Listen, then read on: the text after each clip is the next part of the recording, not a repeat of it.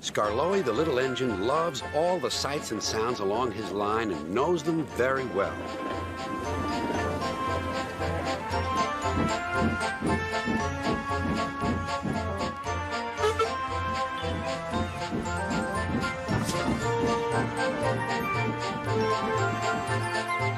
One morning, soon after he returned from being mended, he was enjoying his journey more than ever before.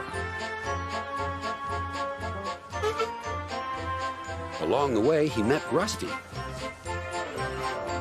"You know," he said, "if I couldn't see these familiar faces and places, I'd think I was on a different railway. You've done wonders with these rails." Rusty laughed. "I'm glad you're pleased. Manager said let's mend the track so well that he won't know where he is. And we did. And you didn't, if you take my meaning." Skarloey liked this hard-working diesel. "There's still one bad bit," warned Rusty, "just before the first station. An engine might come off there, particularly Duncan. He will rock and roll along the line. Look at him right now. I hope he doesn't hurt his passengers." "What's that about me? I'm a plain engine, and I believe in plain speaking. Speak up." Rusty warned Duncan about the bad bit of rail. "Huh. I know my way about. I don't need smelly diesels to tell me what to do." Rusty felt hurt. Duncan banged about the yard. Then he clattered crossly to the station. James was already there, waiting for him. "You're late," he snapped. "I know," said Duncan. "It's that smelly diesel's fault. Rusty tries to teach me how to stay on the rails and then goes off leaving me to find my own coaches." "You poor engine," sympathized James. "I know all about diesels. One crept into our yard and ordered us about. I soon sent him packing." Duncan was filled with admiration. He didn't know that James was boastful and sometimes didn't tell the truth. "Send Rusty packing! Send Rusty packing!" snorted Duncan.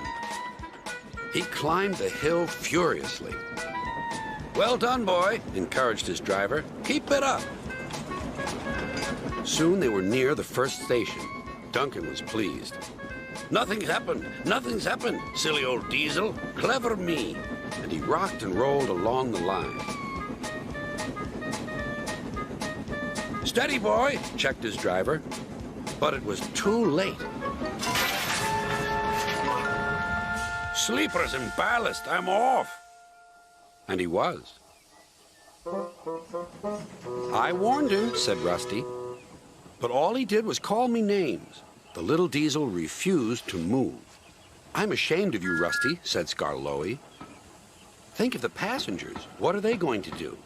"Oh, I'd forgotten them. Yes, of course. We must help the passengers." And Rusty roared into life.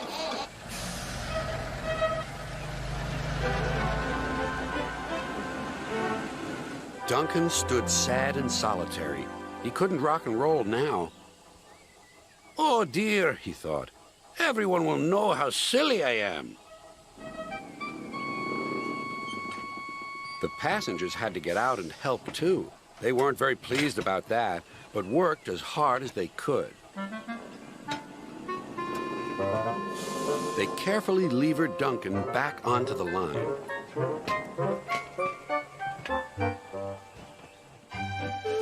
After that, Duncan was extra careful all day.